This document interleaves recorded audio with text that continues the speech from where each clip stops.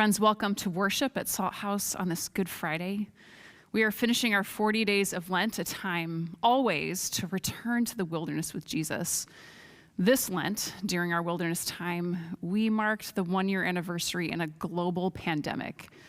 It has been one long haul of a wilderness. But mindful of the pain and loss and disorientation, the isolation of the past year, we intentionally set this Lent as a season we called I Need a Witness. We focused on what it means to show up in the pain of others and to be seen and witnessed to in our pain. For what can happen there is this necessary naming where the one who suffers hears it said, I see you. Your pain is real and not imagined. Also, I see God with you. The grace of God with you is real and not imagined. So tonight, we reach a climax in this journey of Lenten witness, where we dare to get close enough to witness the suffering and death of God. It's a strange time to think about the death of God. It's a strange thing to say anytime, but this Good Friday, this time around, as we'll find ourselves at the foot of the cross, this time, we are so tired. In this story of Jesus' final days and hours and his last breath, the way that this goes, there's an arc to it where we are meant to experience the utter brokenness of our humanity and let ourselves be saved. But this is a weird moment to do that. It's easier to do it when we are in a position of plenty, when we are like, oh yeah, God, just like go ahead and remind me of the stuff in the places where I need help. We usually have a way of going through the motions of thinking about suffering, which is good.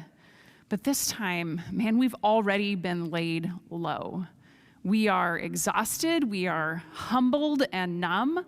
It has all been as awful as we imagined it might be. So what do we do tonight? What does it mean to be saved by God this time? Well, let's journey to the cross together in our weariness and find out. So obviously we're not in the same room together, which it just isn't the same kind of experience. And it would be easy for us, wherever we are, to sit back in the sofa and just watch or consume this experience tonight. But I invite you into active engagement, letting this question become a hot, burning question for you. What does it mean for you to be saved by God this night? What will happen tonight if you bring your pain to the cross? So to do that, I invite you to be present to your own current suffering. What is your pain, longing, your exhaustion, the illness, your despair? We are all suffering, but what is it for you? What is your pain? And as you stay actively engaged in this hour before us, I invite you to let your ears and eyes be carried by the sounds and sights of our journey to the cross. We will hear Jesus' story, a series of readings from the Gospels with moments to pause and sing together, moments of poetry. We'll see artwork of Jesus' journey to the cross that artists have captured through the centuries. We'll see the darkness grow as each candle is extinguished with each of Jesus' final 7 words.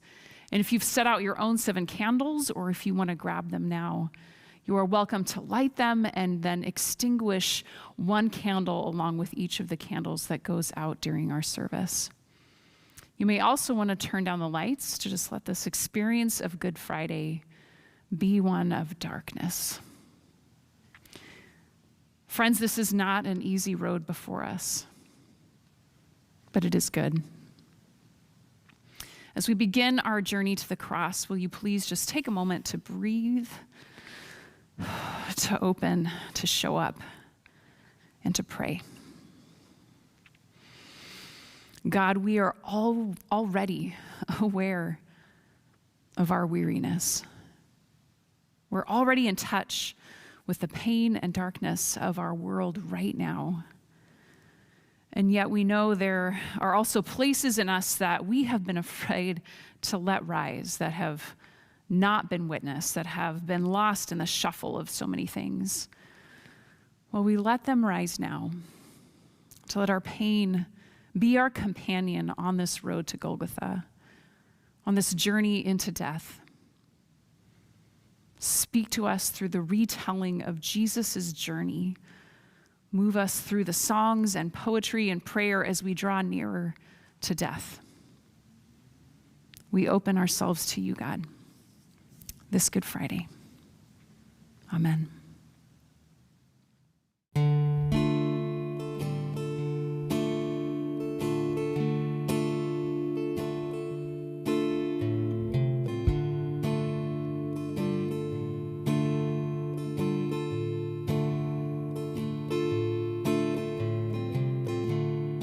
When my final day has come,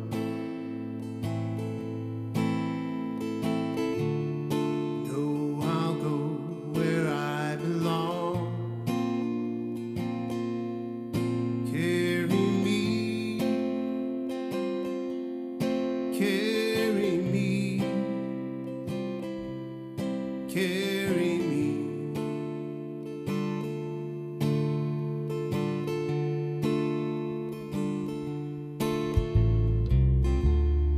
Afraid to die, afraid to run.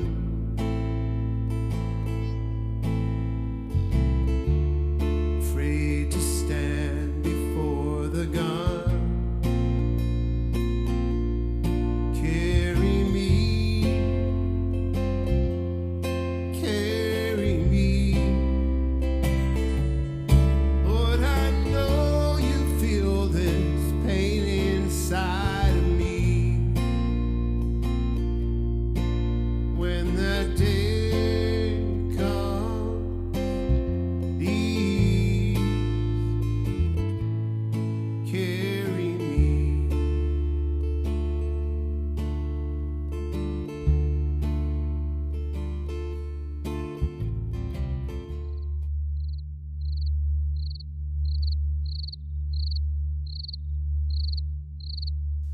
Jesus went, as he so often did, to Mount Olives.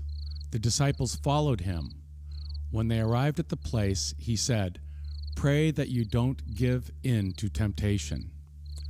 He pulled away from them about a stone's throw, knelt down and prayed, "Father, remove this cup from me, but please, not what I want.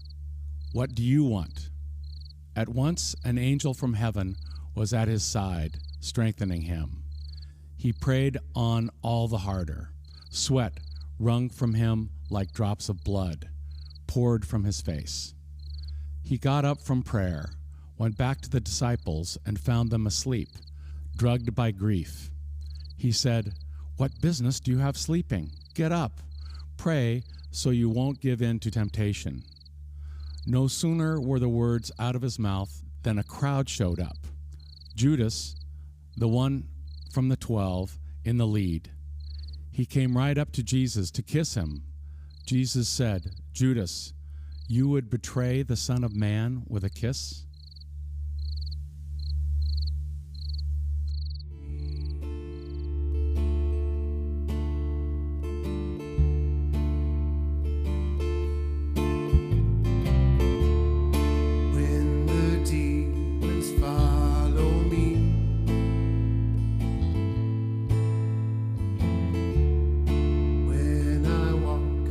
To the sea,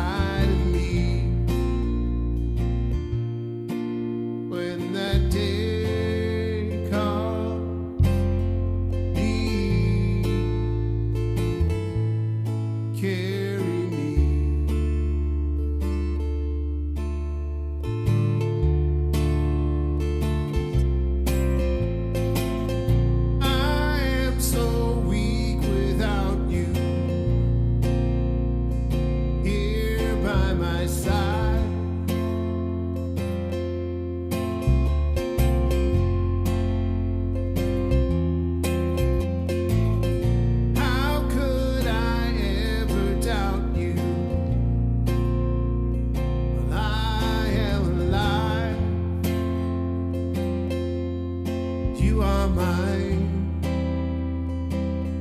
and I am yours.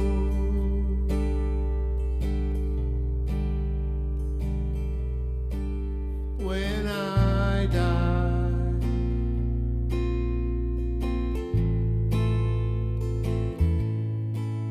when I die.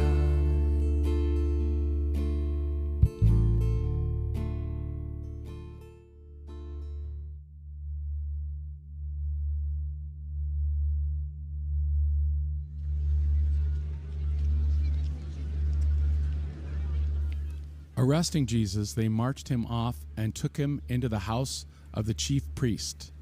Peter followed, but at a safe distance. In the middle of the courtyard, some people had started a fire and were sitting around it, trying to keep warm. One of the serving maids sitting at the fire noticed him, then took a second look and said, "This man was with him." He denied it. "Woman, I don't even know him."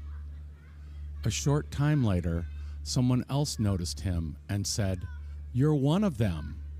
But Peter denied it. "Man, I am not." About an hour later, someone else spoke up, really adamant. "He's got to have been with him. He's got Galilean written all over him." Peter said, "Man, I don't know what you're talking about." At that very moment, the last word hardly off his lips, a rooster crowed. Just then, the master turned and looked at Peter. Peter remembered what the master had said to him. "Before the rooster crows, you will deny me 3 times." He went out and cried and cried and cried.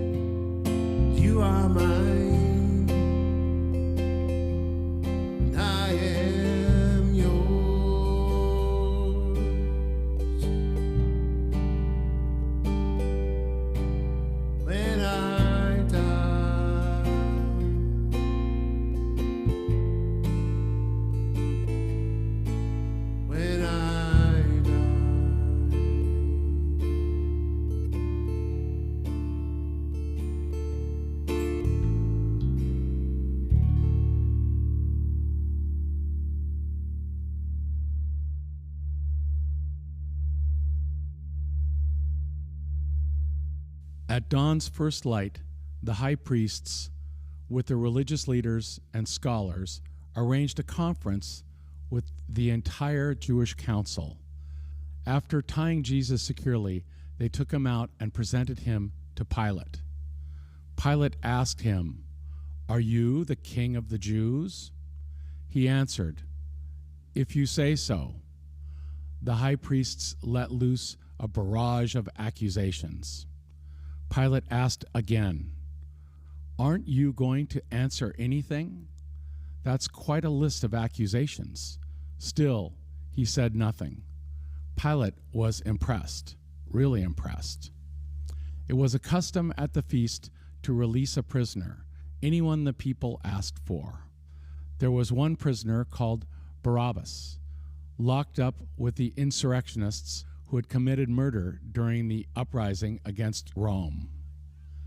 As the crowd came up and began to present its petition for him to release a prisoner, Pilate anticipated them. "Do you want me to release the King of Jews to you?" Pilate knew by this time that it was through sheer spite that the high priests had turned Jesus over to him. But the high priests by then had worked up the crowd to ask for the release of Barabbas. Pilate came back. So what do I do with this man you call the King of the Jews? They yelled, nail him to the cross, crucify him. Pilate objected, but for what crime? But they yelled all the louder, nail him to the cross, crucify him.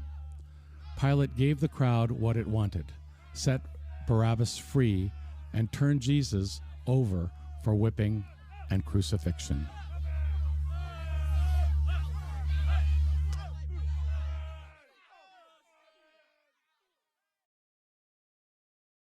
I went up to the mountain because you asked me to. Up over the clouds to where the sky was blue. I could see all around me.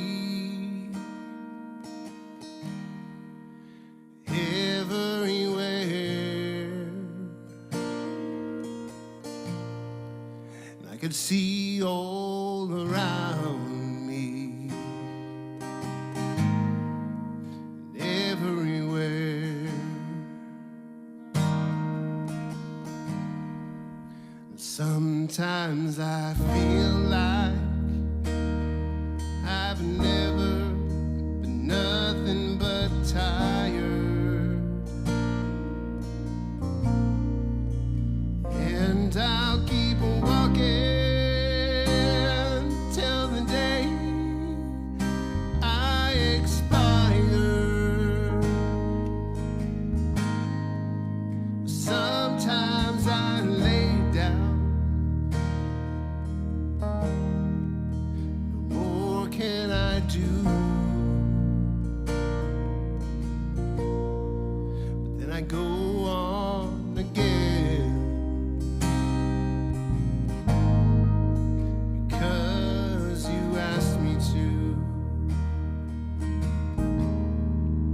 Some days I look down, so afraid I will fall. And though the sun shines, I see nothing at all. And I hear your sweet come and then go, telling me softly, softly I love you so. The peaceful valley, just over the mountain. Peaceful valley, few come to know. I may never get there, ever in this lifetime. Sooner or later, I will go. Sooner or later, it's there I will go.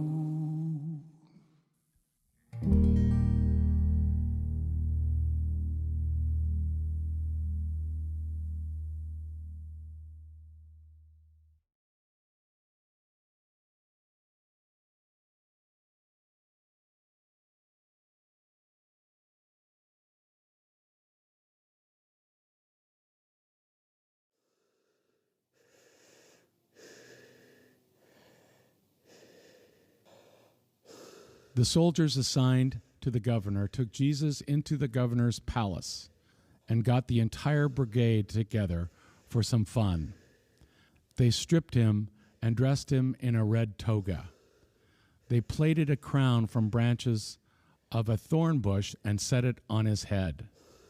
They put a stick in his right hand for a scepter. Then they knelt before him in mocking reverence. "Bravo, King of the Jews," they said. "Bravo." Then they spit on him and hit him on the head with a stick. When they had had their fun, they took off the toga and put his own clothes back on him. Then they proceeded out to the crucifixion.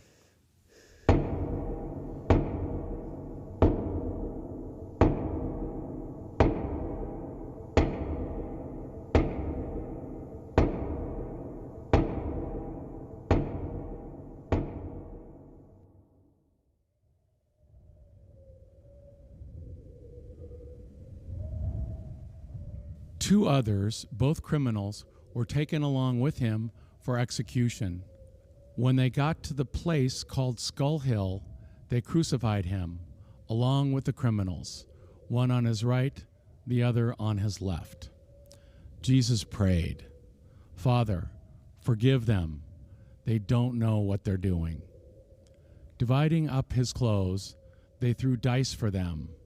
The people stood there staring at Jesus, and the ringleaders made faces, taunting, "He saved others. Let's see him save himself. The Messiah of God, ha! The chosen, ha!" The soldiers also came up and poked fun at him, making a game of it. They toasted him with sour wine. "So you're King of the Jews? Save yourself."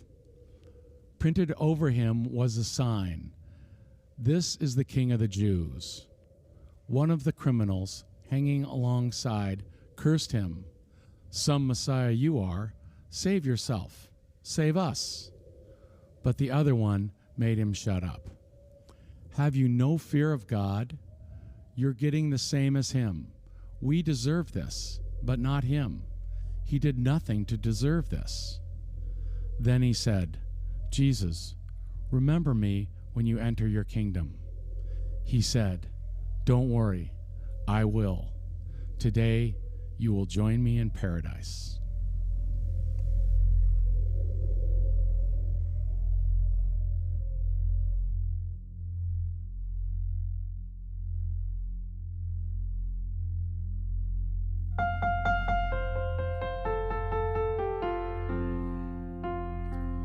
When I survey the wondrous cross on which the Prince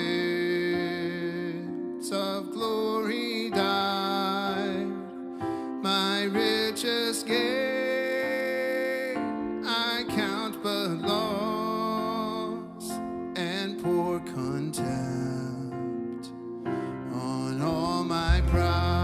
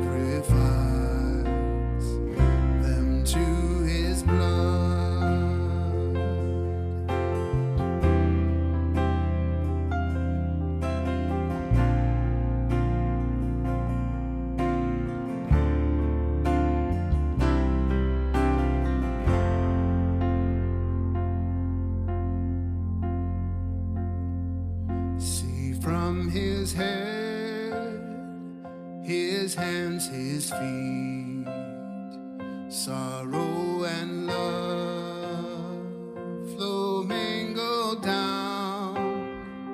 Did e'er such love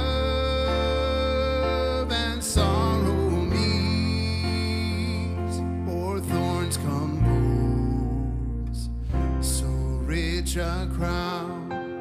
Forgiveness. Can you imagine forgiveness over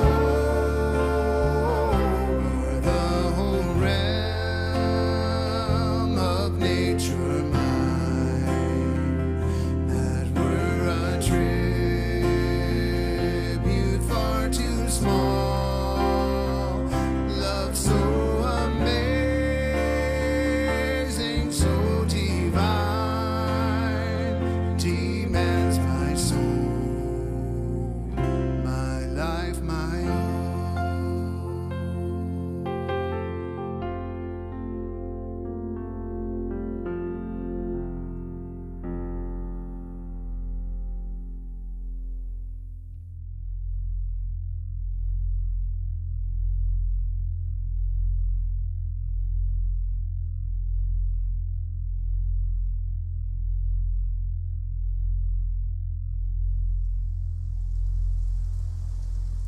At noon, the sky became extremely dark.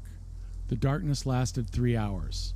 At 3 o'clock, Jesus groaned out of the depths, crying loudly, Eloi, Eloi, lama sabachthani, which means, my God, why have you abandoned me? Some of the bystanders who heard him said, listen, he's calling for Elijah. Someone ran off, soaked a sponge in sour wine, put it on a stick, and gave it to him to drink, saying, let's see if Elijah comes to take him down.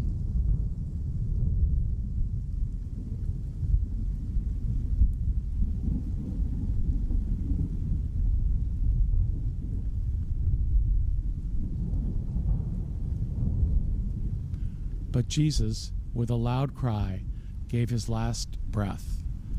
At that moment, the temple curtain ripped right down the middle. When the Roman captain standing guard in front of him saw that he had quit breathing, he said, this has to be the Son of God.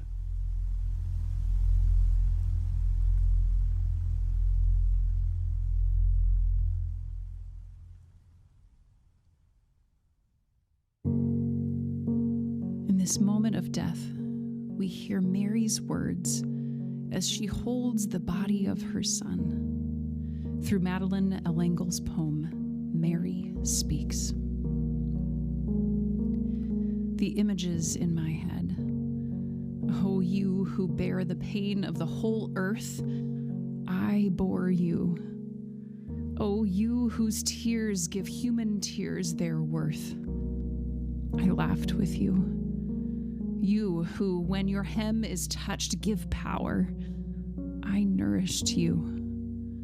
Who turn the day to night in this dark hour, light comes from you. Oh, you who hold the world in your embrace, I carried you. Oh, you who laughed and ate and walked the shore, I played with you. And I, who with all others died for, now I hold you. May I be faithful to this final test in this last time I hold my child, my son, his body close and folded to my breast, the holder held, the bearer bare. Mourning to joy, darkness to mourn. Open my arms. Your work is done.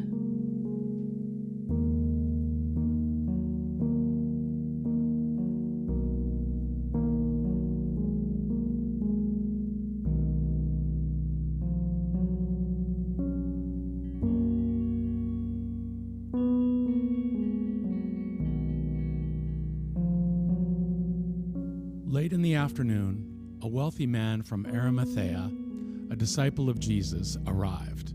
His name was Joseph.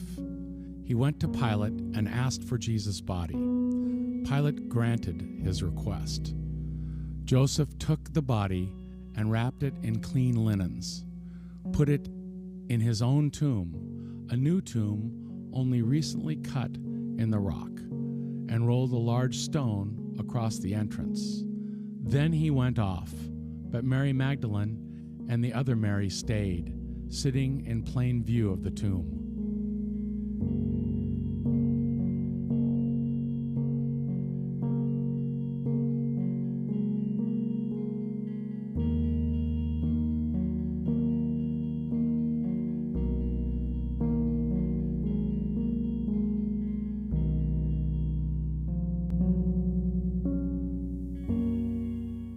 There's something to allowing ourselves to linger at the cross. This necessity to relive the story we've just heard and then to stay close to the death of God. There is something here to come and stand with Jesus' friends, not as disciples, but with Mary and Mary, as they were the only ones who did not abandon him in the end. And as we stand close, we witness to the pain of his torture, his torn up, bloodied flesh. We feel the emptiness of abandonment and the finality of death as his last breath is exhaled. Here in this moment, we bear witness to the suffering and death of God. God has suffered. This is the moment that God needs a witness to God's pain. We bear witness to God's pain. We witness to our God whose pain is real and not imagined. And we see here how God's presence is actually here in suffering and death. Here, God's presence in suffering is real and not imagined. God becomes the suffering one. God, by entering into Jesus' suffering on the cross, becomes the one who suffers with us. Somehow, through God's suffering on the cross, God enfolds, embraces, reaches wide to hold all of our suffering. Jesus' death forever defines every moment of suffering as a place where God is. There, in our own personal pain, and yes, all the pain of our aching world that longs for healing and racial equity and for war to cease and economic rights and care for creation, God suffers with us there. Our places of pain are not empty or void of God, nor where we have been abandoned. God becomes the suffering one, the one who suffers for and with us always. So, my friends, what does it mean to let yourself be saved by God this time, in this moment, here at the foot of the cross? I invite you to hold that question as you take some time in the quiet, in the despair of death, in Jesus' crucifixion. For as you sit in it, witnessing God's suffering, God becomes the one who witnesses your suffering. If we were together in person, I invite you to come and gather around the cross. You are invited to create that same space and response where you are now. We'll have a few minutes of music and a view of the cross. Please stand up or lie down or kneel. Just hold intentionally whatever posture in your body you would like in these moments of prayer and silence. Come and witness to God's suffering as God becomes the suffering one. What pain do you hold here at the cross tonight? We bring it here now, and we sit back with Mary and Mary, keeping watch as the pain is enfolded, waiting in darkness, not knowing what the dawn will bring. After a few minutes, we'll then close with a final blessing at the end.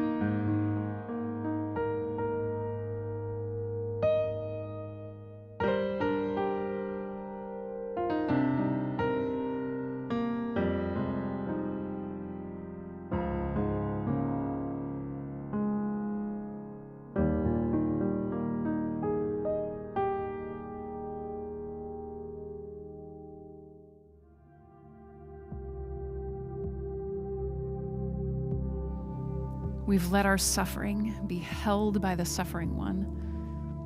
We've seen the death of God, and now there is nothing more we can do.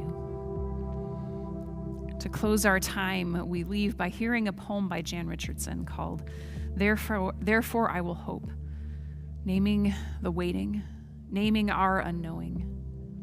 And then we end with silence. For on this Good Friday, it is finished.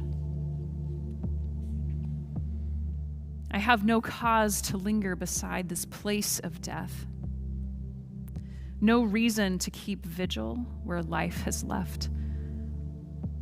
And yet I cannot go, cannot bring myself to cleave myself from here.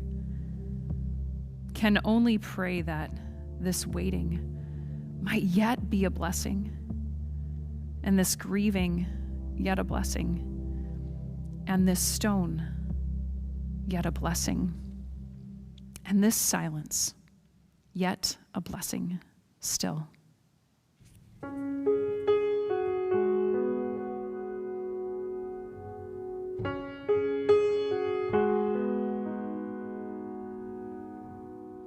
What wondrous love is this? What wondrous love is this? What wondrous love is this? Oh my soul,